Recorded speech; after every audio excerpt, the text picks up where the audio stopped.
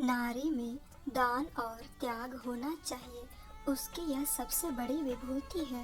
इसी आधार पर समाज का भवन खड़ा है। नारी परीक्षा नहीं चाहती, प्रेम चाहती है। परीक्षा गुणों को अवगुण, सुंदर को असुंदर बनाने वाली चीज है। प्रेम अवगुणों को गुण बनाता है, असुंदर को सुंदर। प्रेम सीधी सादी गौ नहीं, खूंखार शेर है, जो अपने शिकार पर किसी की आंख भी नहीं पड़ने देता। जब दूसरों के पांवों तले अपनी गर्दन दबी हुई है, तो उन पांवों को सहलाने में ही कुशल है। समाज के नाते आदमी का अगर कुछ धर्म है, तो मनुष्य के नाते भी उसका कुछ धर्म है। समाज धर्म पालन करने से समाज आदर करता है, मगर मनुष्य धर्म पालन करने से तो ईश्वर प्रसन्न होता है। न किस्मत का रोना, न मुसीबत का गिला। जीवन की सार्थकता में अपनों के लिए कठिन से कठिन त्याग में और स्वाधीन सेवा में जो उल्लास है, उसकी ज्योति एक एक अंक पर चमकती रहती है। जल विहार करते समय हम जिन चट्टानों को घातक समझते हैं और चाहते हैं कि कोई इन्हें खोद कर फेंक देता, उन्हीं से नौका टूट जाने पर हम चिमट जाते हैं। हमारे सारे आत्मिक और बौद्धिक और शारीरिक शक्तियों के सामंजस्य का नाम धन है। सत्पुरुष धन के आगे सिर नहीं झुकाते। जीवन का सुख दूसरों को सुखी करने में है।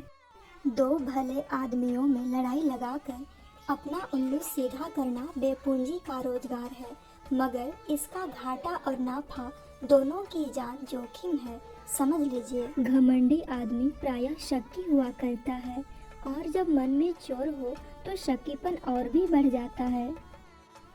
छात्रों को पुस्तकों से प्रेम हो सकता है और हो जाता है, लेकिन वह पुस्तक के उन्हीं भागों पर ज्यादा ध्यान देता है जो परीक्षा में आ सकते हैं।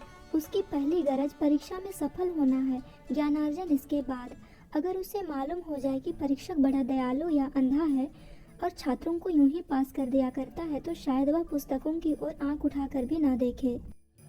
गोदान का पंडित दाता दिन हरिराम महतो को समझाते हुए कहते हैं, निराश होने की कोई बात नहीं, बस इतना ही समझ लो कि सुख में आदमी का धर्म कुछ और होता है, दुख में कुछ और। सुख में आदमी दान देता है, मगर दुख में भीख तक मांगता है। उस समय आदमी का यही धर्म हो जाता है। शरीर अच्छा रहता है तो हम बिना स्नान पूजा किए मुंह में पानी भी नहीं डालते, लेकिन बीमार हो जाते हैं तो बिना नहाए धोए कपड़े पहने खाट पर बैठे पथ्य लेते हैं। उस समय का यही धर्म है। यहाँ हम में तुम में कितना भेद है, लेकिन जगन्नाथपुरी में कोई भेद नहीं रहता। ऊंचे नीचे सभी एक पंगत में बैठकर खाते हैं।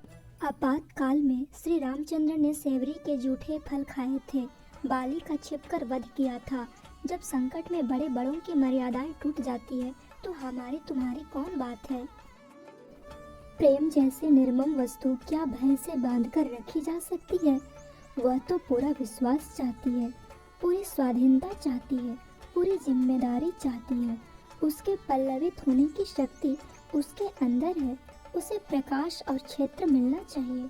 वह कोई दीवार नहीं है जिस पर ऊपर से ईंटें रखी जाती हैं। उसमें तो प्राण है, फैलने की असीम शक्ति है। प्रेम सीधी सादी गौ नहीं, खूंखार शेर है, जो अपने शिकार पर किसी की आंख भी नहीं पड़ने देता। नारी में दान और त्याग होना चाहिए, उसकी यह सबसे बड़ी विभूति है। इसी आधार पर समाज का भवन खड़ा है। गोदान की नायिका होरी की पत्नी धनिया के लिए प्रेमचंद लिखते हैं कि सुहाग ही वह तृण था, जिसे पकड़े वह सागर को पार कर रहे थे। और अंत में सबसे मजेदार सुनिए, गोबर का झुनिया से यह कहने पर कि बैठने के लिए भी नहीं कहोगी, तो झुनिया का कथन सुनिए।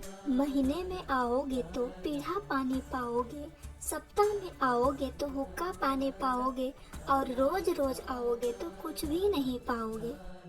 एक और मालती मेहता से कहती है कि मित्र बनकर रहना स्त्री पुरुष बनकर रहने से कहीं सुखकर है। धन्यवाद।